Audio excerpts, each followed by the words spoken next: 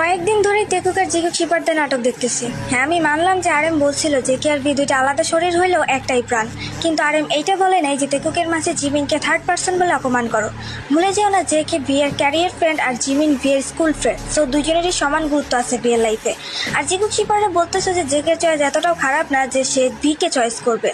মানে কি ভাই, তোমরা কি ভুলে গেছো the most handsome man in the world হচ্ছে আমাদের বি? তো জেকের চয়েস খারাপ কেমনে হইলো? তেকুক ফ্রেন্ডশিপ যে কতটা রিয়াল সেটা আমরা আর্মিরা ভালো করেই জানি, কারণ তেকুক ফ্রেন্ডশিপের জন্য আলাদা একটা ডে পালন করা হয়। কিন্তু তার মানে এইটা না যে জিমিন তাদের মধ্যে থার্ড পার্সন, আর তাছাড়াও ওরা 7 জনই হচ্ছে বেস্ট ফ্রেন্ড।